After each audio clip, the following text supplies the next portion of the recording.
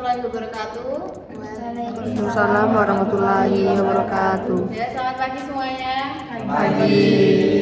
Ya, pada kesempatan tutorial pada pagi hari ini, mari kita mulai dengan baca doa terlebih dahulu. Bismillahirrahmanirrahim. Raditu billahi rabban wa bil islami dinan wa bi Muhammadin nabiyyan wa rasulan. Rabbi zidni ilman warzuqni fahman. Amin. Bismillahirrahmanirrahim.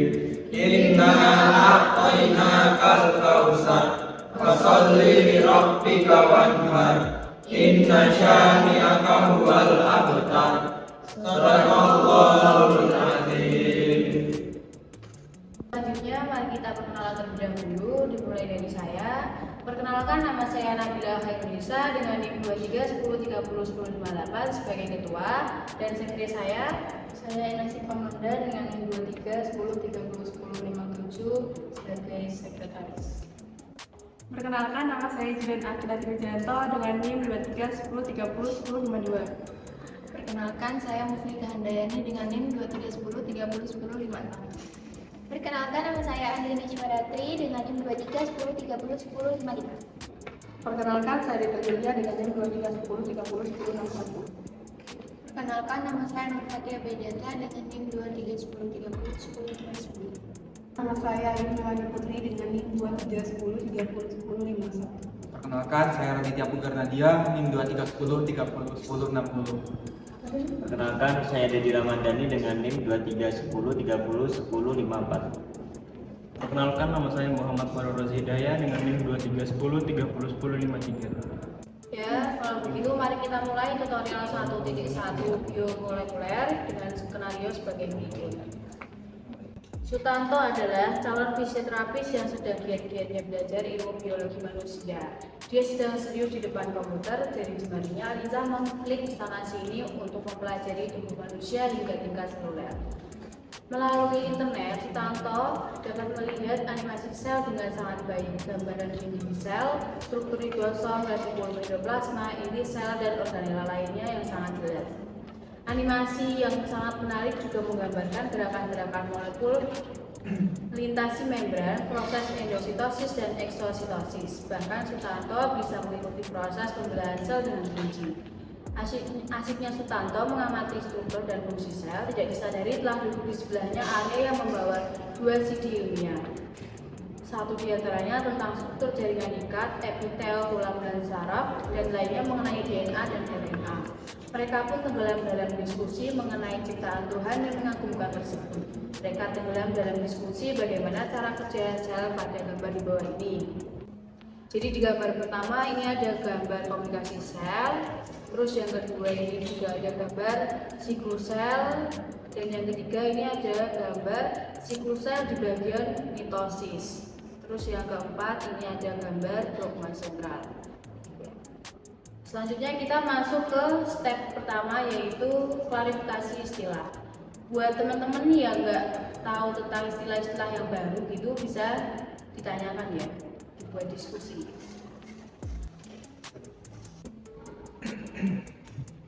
Saya endositosis. Aku eksositosis. Saya komunikasi sel. Saya siklus sel. Saya dogma sentral. Ya, ada yang ingin masih menambahkan?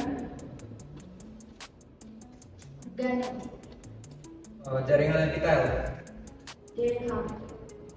Saya RNA. Saya ingin menambahkan untuk jaringan ikat. Oke, saya juga ingin menambahkan tentang retikulum endoplasma ya. Apakah masih ada yang ingin bertanya? Tidak. Kalau begitu, siapa yang ingin menjawab untuk klarifikasi istilah bisa angkat tangan terlebih dahulu ya. Saya di sini mau menjawab apa itu endositosis. Endositosis adalah proses sel di mana sel memasukkan zat-zat dari luar sel ke dalam sel dengan membentuk vesikel. Saya akan menjawab eksositosis. Eksositosis adalah proses di mana sel melepaskan zat atau molekul besar dan dalam sel keluar sel melalui fase gabungan. Saya mau menjawab komunikasi sel. Komunikasi sel adalah interaksi antara satu sel dengan sel lain atau dengan lingkungannya.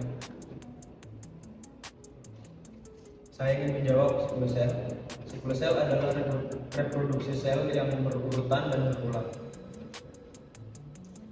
Saya ingin menjawab nomor 10 jaringan ikat. Jaringan ikat adalah jaringan dari serat-serat kolagen dan elastin yang memberi dukungan struktural tubuh.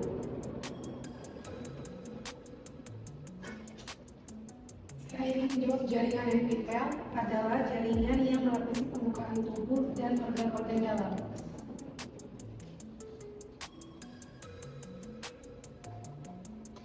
Saya ingin menjawab retikulum endoplasma. Jadi retikulum endoplasma itu sistem membran dalam sel yang membantu transportasi sintesis protein dan metabolisme sel.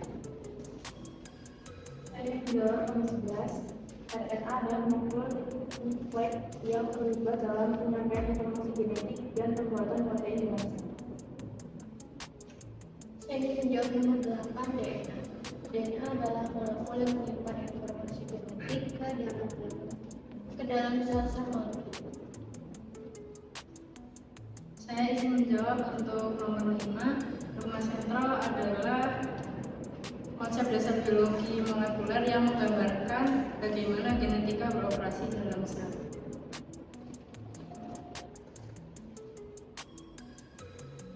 Saya izin menjawab untuk organela.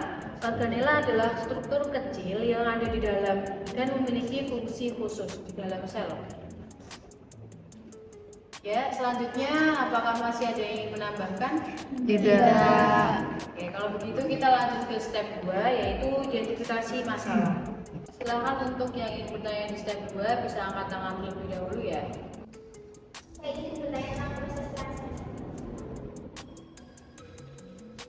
Saya izin bertanya tentang proses endositosis. Saya izin bertanya tentang fungsi eksositosis. Saya izin bertanya tentang fungsi disiplin.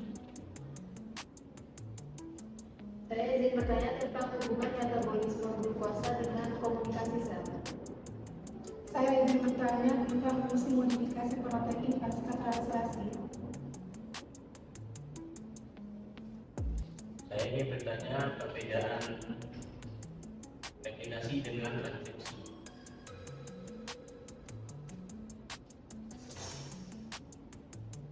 Saya izin menambahkan untuk hubungan endositosis dan exositosis dengan jalannya sel.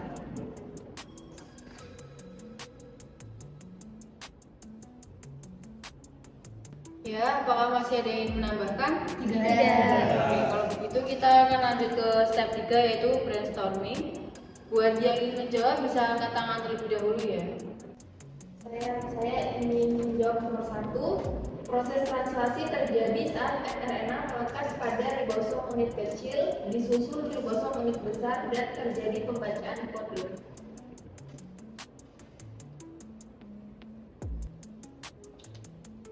Saya ingin menjawab pertanyaan nomor 2, proses endositosis. Dalam proses endositosis ada 2 tahapan. Yang pertama ada fagositosis. Fagositosis ini adalah proses ketika sel menempelkan partikel-partikel padat dengan membentuk fagosit. Saya ingin menambahkan untuk yang kedua ada proses pinositosis. Proses pinositosis ini melibatkan sel menyerap cairan bersama dengan zat-zat terlarut dengan membentuk vesikel pinositik.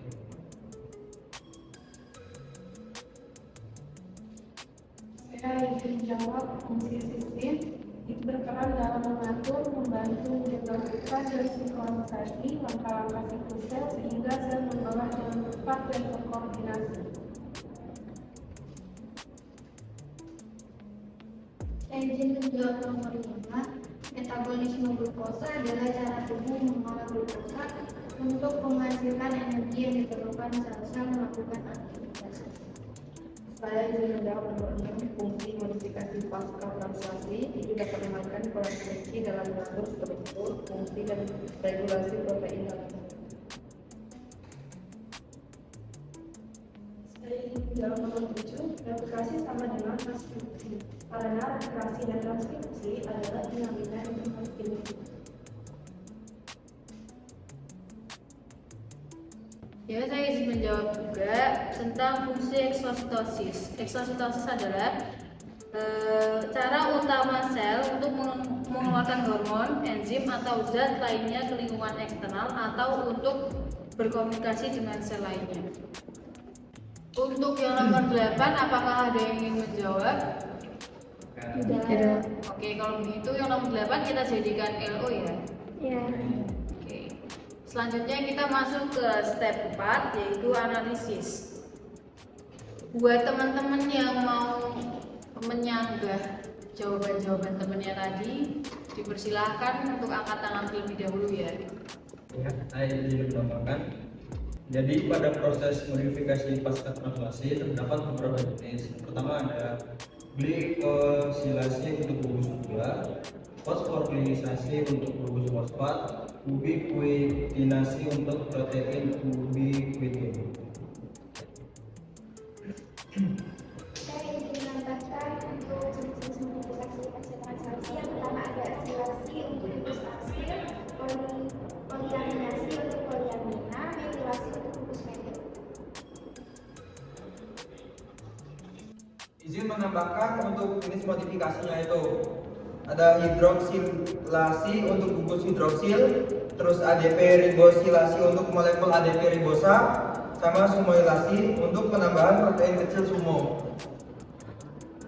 Saya ingin menambahkan fungsi siklin. Siklin adalah protein yang berperan dalam meregulasi siklus sel. Siklin terbuat dari protein dan berasal dari dalam sel itu sendiri. Mereka ditemukan di berbagai bagian sel. Saya izin menyanggah untuk perbedaan replikasi dan transkripsi bahwa replikasi itu berbeda dengan transkripsi. Meskipun sama-sama penyalinan, namun replikasi ini membuat salinan identik DNA pada membelahan sel, sementara pada transkripsi itu membentuk RNA berdasarkan tabel DNA pada spesies protein.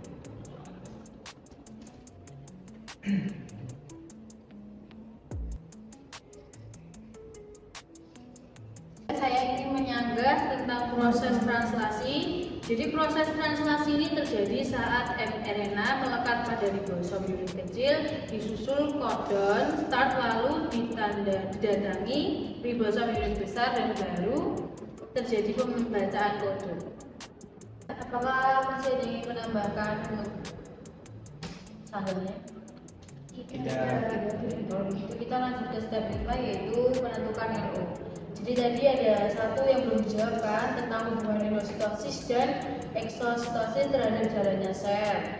Dan saya ingin menambahkan satu LO lagi yaitu tentang perbedaan dogma sentral dan sintesis protein. Apakah ada yang nambahin LO?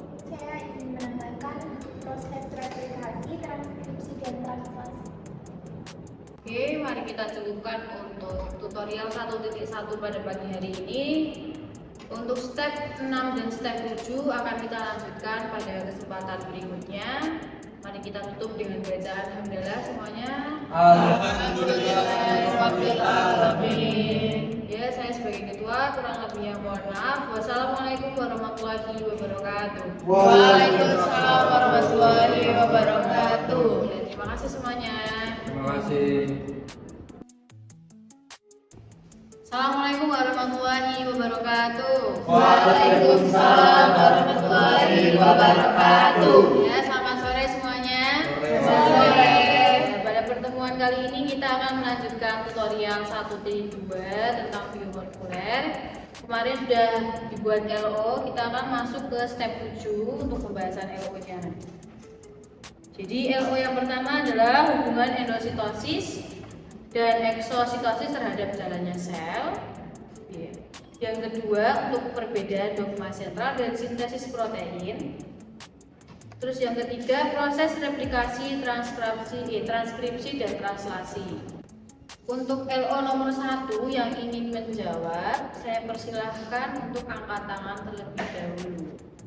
Saya ingin menambahkan jawaban dari hubungan endositosis dan eksositosis terhadap jalannya sel. Jenis endositosis seperti fagositosis dan pinositosis memungkinkan sel untuk menyerap partikel makanan atau cairan dari lingkungan eksternal ke dalam sel. Sumber dari jurnal ini. Saya izin menambahkan eksositosis melepaskan gangguan enzim, protein, dan faktor kerja lainnya keluar sel. Sumbernya dari enzim lain. Saya izin menambahkan yang hubungan eksositosis dan eksositosis terhadap dalam sel. Kedua proses tersebut memiliki peran penting dalam menjaga keseimbangan internal sel dan berpartisipasi dalam berbagai fungsi seluler. Sumbernya jurnal Kompas. Apakah masih ada yang menambahkan? Tidak. Oke, kalau begitu kita lanjut untuk LO yang kedua tentang proses perbedaan dogma sentral dan sintesis protein. Buat yang ingin menjawab bisa angkat tangan terlebih dahulu ya. Ya, di sini saya ingin menambahkan apa itu dogma sentral. Dogma sentral adalah proses perubahan gen dari DNA menjadi RNA dan RNA menjadi protein. Mekanismenya yaitu replikasi, transkripsi, dan translasi. Sumbernya dari Stekon. Ya, saya izin menjawab. Sintesis protein adalah proses pengubahan informasi genetik dan dalam DNA menjadi protein. Mekanismenya yaitu transkripsi dan translasi saja. Sumbernya dari jurnal Esa Unggul. Saya izin menambahkan mengenai pertanyaan nomor 2. Perbedaan tersebut menunjukkan bahwa sintesis protein adalah bagian dari dogma sentral biologi molekuler. Sumber jurnal Esa Unggul.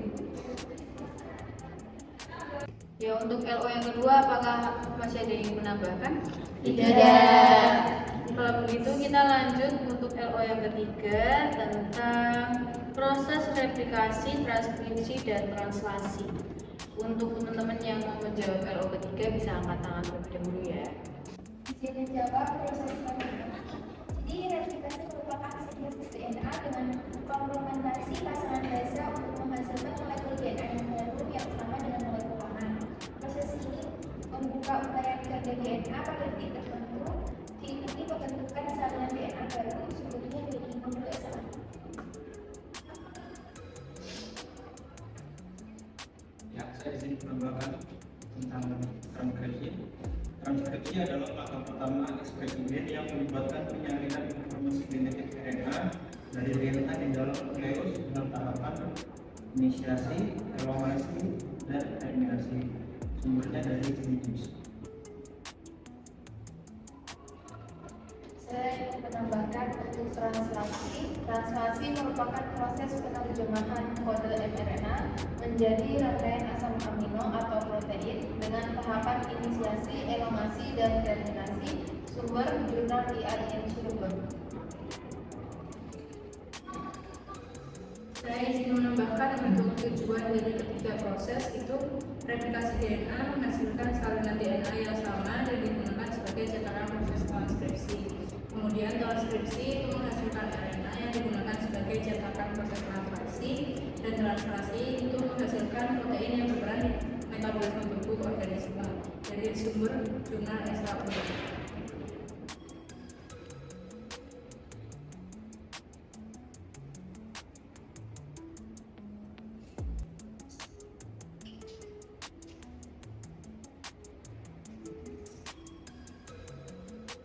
Ketiga, apakah masih ada yang ingin menambahkan? Tidak. Oke, kalau begitu saya cukupkan. Pada kesempatan LO 1.2 hari ini kita telah mendapatkan 3 materi yang berbeda, yaitu yang pertama hubungan endositosis dan eksositosis terhadap jalannya sel, yang kedua perbedaan dogma sentral dan sintesis protein, dan yang ketiga proses replikasi, transkripsi, dan translasi. Untuk kesempatan pada sore hari ini saya cukupkan, kurang lebihnya mohon maaf. Wassalamualaikum warahmatullahi wabarakatuh. Waalaikumsalam warahmatullahi wabarakatuh. Terima kasih semuanya. Terima kasih. Thanks for watching.